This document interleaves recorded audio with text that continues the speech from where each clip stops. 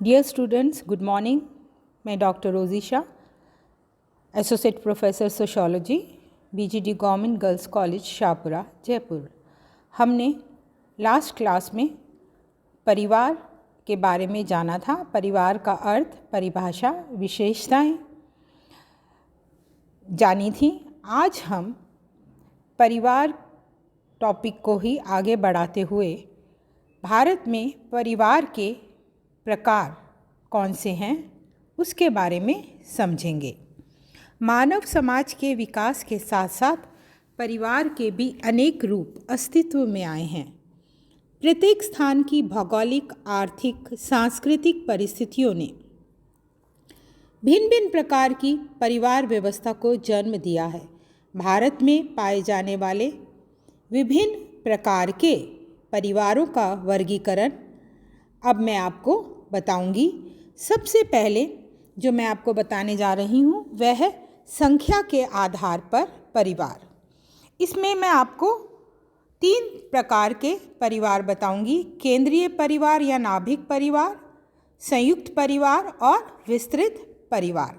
केंद्रीय परिवार या नाभिक परिवार आधुनिक औद्योगिक समाजों की प्रमुख विशेषता है। औद्योगिकरण और नगरीकरण के बढ़ने के साथ साथ इस प्रकार के परिवारों की संख्या बढ़ती जा रही है। जहां कृषि प्रधान समाजों में संयुक्त परिवार व्यवस्था की प्रधानता पाई जाती है, वहीं औद्योगिक समाजों में केंद्रीय या नाभिक परिवारों की प्रधानता पाई जाती है। आज की बदली हुई परिस्थितियों में परिवार की संयुक्तता को बनाए रखना मुश्किल हो गया है। आधुनिक सभ्यता एवं संस्कृति के प्रसार तथा भौतिकवादी एवं व्यक्तिवादी दृष्टिकोण के विकास ने एकांकी परिवारों को बढ़ाने में विशेष योगदान दिया है। आज व्यक्ति नाते रिश्तेदारों की दृष्टि से विशेष न सोचकर अपने बच्चों, पत्नी के दृष्टिकोण से सोचता है। यही कारण है कि संयुक्त परिवार में रहने वाले बहुत से लोग आज एकांकी या नाभिक परिवार में परिवर्तित होते जा रहे हैं। केंद्रीय या नाभिक परिवार का सबसे छोटा रूप है, जो एक पुरुष, स्त्री तथा उसके आश्रित बच्चों से मिलकर बनता है। इस प्रकार के परिवार में अन्य रिश्तेदारों को सम्मिलित नहीं किया जाता। इसमें बच्चे भी अविवाहित रहने तक ही रहते हैं। विवाह के बाद वे अपना स्वयं का नाभिक परिवार बना लेते हैं। इस प्रकार की परिवार व्यवस्था अनेक जनजातियों में भी देखने को मिलती है। ऐसे परिवार में सदस्य भावात्मक आधार पर एक दूसरे से घनिष्ठ रूप से जुड़े होते हैं। ऐसे परिवारों का आकार बहुत ही सीमित होता है और इनका बच्चों के जीवन पर काफ़ी रचनात्मक प्रभाव भी पड़ता है। आज अधिकांश सभी देशों में परिवार में परिवर्तन की प्रवृत्ति संयुक्तता से नाभिकता की ओर हो रही है। अब मैं दूसरा प्रकार इसके संख्या के आधार पर बताने जा रही हूँ, जॉइंट फैमिली या संयुक्त परिवार। संयुक्त परिवार मैं आपको विस्तार से अपने नेक्स्ट क्लास में बताऊंगी, लेकिन अभी इतना जान लेना आपका ज़रूरी है। एक संयुक्त परिवार में 3 या 3 से अधिक पीढ़ियों के सदस्य साथ साथ एक ही घर में निवास करते हैं। उनकी संपत्ति सामूहिक होती है। वे एक ही रसोई का बना भोजन करते हैं, सामूहिक पूजा पाठ करते हैं और परस्पर किसी न किसी नातेदारी व्यवस्था से संबंधित होते हैं। संयुक्त परिवार के सदस्य परस्पर अधिकारों व दायित्व को निभाते हैं। दायित्व जो है उनको भी निभाते हैं। संयुक्त परिवार से संबंधित मैं आपको एक अवधारणा बताने जा रही हूँ, थारवाड़। श्री जे.डी. मेन ने अपनी पुस्तक हिंदू लॉ एंड कस्टम में मालाबार के नायरों में प्रचलित संयुक्त परिवार को थारवाड़ कहा है। इस व्यवस्था का पूर्णतम उदाहरण ये माना जाता है। संयुक्त परिवार की मैं सविस्तार विवेचना अपने अगले क्लास में आपके साथ करूंगी। तीसरा, विस्तृत परिवार। इस प्रकार के परिवार में सभी रक्त संबंधी एवं कुछ अन्य संबंधी भी सम्मिलित होते हैं। ये एक पक्षीय यानी मातृपक्ष या पितृपक्ष या द्विपक्षीय भी हो सकता है। ऐसे परिवारों में संबंध व रिश्तेदारी का भी ठीक ठीक ज्ञान नहीं हो पाता। ऐसे परिवारों के सदस्यों की संख्या बहुत अधिक होती है। इन सभी सदस्यों का निवास स्थान और कार्य एक ही होता है और वे परिवार के मुखिया को सम्मान की दृष्टि से देखते हैं। दुबे अनुसार विस्तृत परिवार की संज्ञा उस परिवार संकुल को दी जाती है जो वंशानुक्रम से संबंधित होते हैं और अपनी भिन्न भिन्न इकाइयों के रूप में परिवारों में बटे होते हैं। अब मैं आपको परिवार का दूसरा प्रकार बताने जा रही हूँ, निवास के आधार पर परिवार। इसके अंतर्गत मैं सबसे पहले आपको बता रही हूँ पितृस्थानीय परिवार। यदि विवाह के बाद पत्नी अपने पति एवं पति के माता पिता के साथ रहने लगती है तो उसे हम पितृस्थानीय परिवार कहते हैं। हिंदुओं में, मुसलमानों में एवं भील, खरिया तथा कई पितृवंशीय परिवारों में ये प्रथा पाई जाती है। मातृस्थानीय परिवार, जब विवाह के बाद पति पत्नी के साथ पत्नी के माता पिता के निवास स्थान पर रहने लगता है तो उसे मातृस्थानीय परिवार कहते हैं। इस प्रकार के परिवार भारत में मालाबार के नायरों, खासी व गारो जनजातियों में देखने को मिलते हैं। नवस्थानीय परिवार, परिवार में पति पत्नी विवाह के बाद ना तो पति पक्ष के लोगों के साथ और ना ही पत्नी पक्ष के लोगों के साथ रहते हैं, बल्कि अपना अलग नया घर बनाकर रहते हैं। उसे नवस्थानीय परिवार कहते हैं। मातृ पितृ स्थानीय परिवार, कई समाजों में जो नवविवाहित दंपति होती है, पति या पत्नी में से किसी एक के साथ रहने को बाध्य नहीं होते, बल्कि दोनों में से किसी एक के भी साथ रहते हैं। ऐसे परिवार को मातृ पितृ स्थानीय परिवार कहते हैं। मामा स्थानीय परिवार, जिसमें नवविवाहित दंपति पति की माँ के भाई यानी माता के परिवार में जाकर रहने लगते हैं। बहुत से द्वीपवासियों में ये प्रथा प्रचलित है। इसका उदाहरण है ट्रोब्रियांडा के जो जनजाति है उसमें ये प्रथा पाई जाती है। विवाह के बाद वो अपनी माता के भाई के यहाँ रहने चले जाते हैं या माता के यहाँ रहने चले जाते हैं। भारत में मातृवंशीय परिवारों में कभी इस प्रकार के परिवारों का प्रचलन रहा है। अब हम ड्यू स्थानीय परिवार के बारे में जानेंगे। कुछ स्थानों पर ऐसे भी परिवार हैं जहाँ विवाह के बाद पति पत्नी अपने अपने जन्म के परिवारों में ही रहते हैं। इसके उदाहरण हैं लक्षद्वीप, केरल और अंशटी जनजाति में इस प्रकार के परिवारों का पाया जाना। पति रात्रि को अपनी पत्नी के घर जाता है, परंतु दिन में वह अपने जन्म के परिवार में ही समय व्यतीत करता है। चलिए अब हम जानेंगे अधिकार के आधार पर परिवार। परिवार में माता पिता में से किसकी सत्ता चलती है या किसे अधिक अधिकार प्राप्त है, इस आधार पर परिवारों को दो भागों में बांटा गया है। पितृसत्तात्मक परिवार, ऐसे परिवारों में सत्ता एवं अधिकार पिता व पुरुषों के हाथ में होते हैं, वह ही परिवार का नियंत्रण करते हैं। और दूसरा मातृसत्तात्मक परिवार, ऐसे परिवारों में माता या स्त्री के पास अधिकार या सत्ता निहित होती है, वही पारिवारिक नियंत्रण बनाए रखने का कार्य करती है। कभी कभी कोई पुरुष भी उसकी तरफ से ये कार्य कर सकता है। कहीं पर स्त्रियों को ये अधिकार वास्तविक है तो कहीं नाम मात्र के ही है। भारत में नायर, खासी, गारो आदि लोगों में इस प्रकार के परिवार पाए जाते हैं।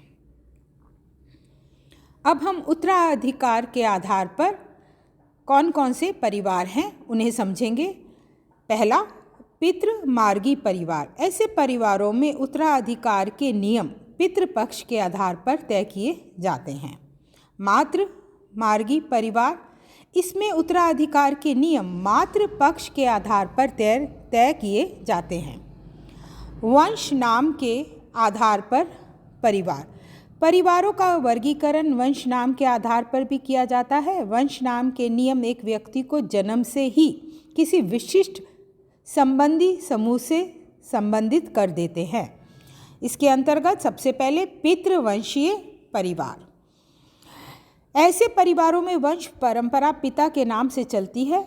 पुत्रों को पिता का ही वंश नाम प्राप्त होता है और हिंदुओं में परिवार पितृवंशीय हैं। मातृवंशीय परिवार। ऐसे परिवार में वंश परंपरा माँ के नाम से चलती है और माँ से पुत्रियों को वंश नाम मिलते हैं। मालाबार के नायरों में यही प्रथा है।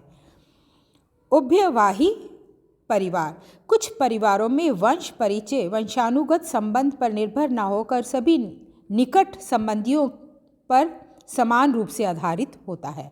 ऐसे समाजों में पैतृक व मातृक दोनों वंश नाम परंपराएं साथ साथ चलती हैं। उभयवाही परिवारों में एक व्यक्ति अपने दादा दादी एवं नाना नानी चारों संबंधियों से समान रूप से संबंधित जुड़ा हुआ रहता है। द्विनामी परिवार, ड्यूल जो है उसका मैं बारे में बताने जा रही हूँ। ऐसे परिवारों में एक व्यक्ति एक ही समय में अपने दादा और नानी से संबंधित रहता है। अन्य दो संबंधी दादा और नाना छोड़ दिए जाते हैं। ये भी उभयवाही वंश का ही एक रूप है। अब मैं आपको जो परिवारों के बारे में बताने जा रही हूँ वह है विवाह के आधार पर परिवार। किसी समाज में प्रचलित विवाह की रीति के आधार पर निर्मित परिवारों को हम दो भागों में बांट सकते हैं। एक विवाही परिवार और दूसरा बहुविवाही परिवार। और इन परिवारों के भी उपभाग हैं जिन्हें मैं आपको बताऊंगी। सबसे पहले एक विवाही परिवार। इसके दो प्रकार हैं। एक विवाही परिवार। एक विवाही परिवार एक पुरुष व एक स्त्री के परिवार में जुड़ने से बनता है। इसमें पति पत्नी एवं उनके अविवाहित बच्चे होते हैं। एक विवाही परिवार में पुरुष को एक समय में विवाह तो एक ही स्त्री से करने दिया जाता है, किंतु पत्नी की मृत्यु के बाद पुरुष व पुरुष की मृत्यु के बाद स्त्री पुनः विवाह कर सकते हैं। इस प्रकार से तलाक हो जाने के बाद भी स्त्री व पुरुष को पुनः विवाह करने की स्वीकृति मिल जाती है।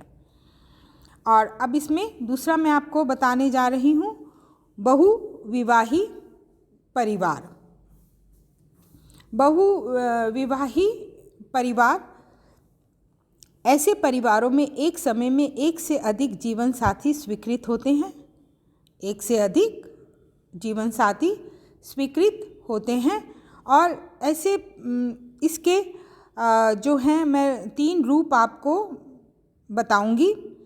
बहुपत्निक परिवार।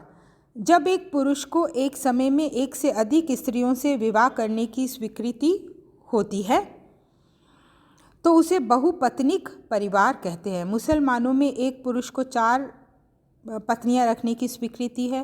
भारत में नागा, बेंगा तथा गौड़ जनजातियों में बहुपत्निक परिवार पाए जाते हैं। और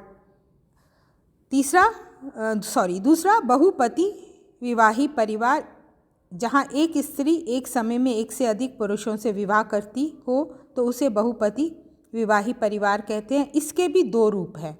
एक वह जिसमें सभी भाई मिलकर एक स्त्री से विवाह करते हैं, इसे भ्रात बहुपति परिवार कहते हैं। दूसरा अभ्रात बहुपति परिवार, जिसमें पति एक दूसरे के भाई ना होकर अन्य रिश्तेदार भी हो सकते हैं।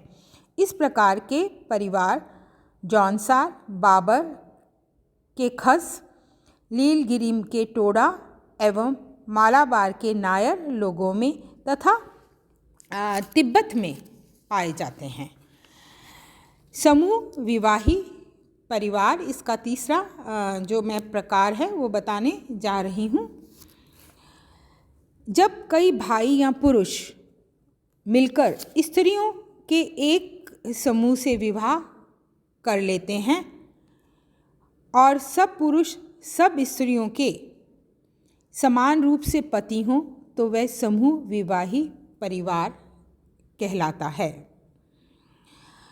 अब मैं आपको कुछ परिवार के अन्य स्वरूप या रूप बताने जा रही हूँ। सबसे पहले जन्म मूलक परिवार। वह परिवार जिसमें एक व्यक्ति जन्म लेता है तथा उसका लालन पालन पोषण होता है, जन्म मूलक परिवार कहलाता है। ऐसे परिवार में व्यक्ति के माता पिता एवं अविवाहित भाई बहन आदि होते हैं। प्रजनन मूलक परिवार। ऐसे परिवार का निर्माण व्यक्ति विवाह के बाद स्वयं करता है। इसमें एक पुरुष, उसकी पत्नी और उसके अविवाहित बच्चे होते हैं। समरक्त परिवार। लिंटन ने परिवार के दो प्रकार बताए, समरक्त परिवार तथा विवाह संबंधी परिवार। समरक्त परिवार में सभी सदस्य रक्त से संबंधित होते हैं और कोई भी विवाह संबंधी उनमें नहीं रहता।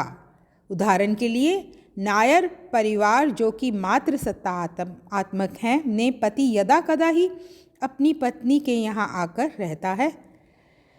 अधिकांशतः एक स्त्री के सभी वंशज ही उसमें रहते हैं। विवाह संबंधी परिवार।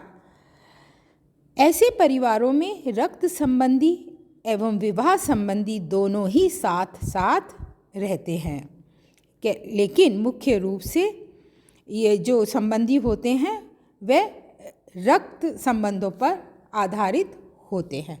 Thank you.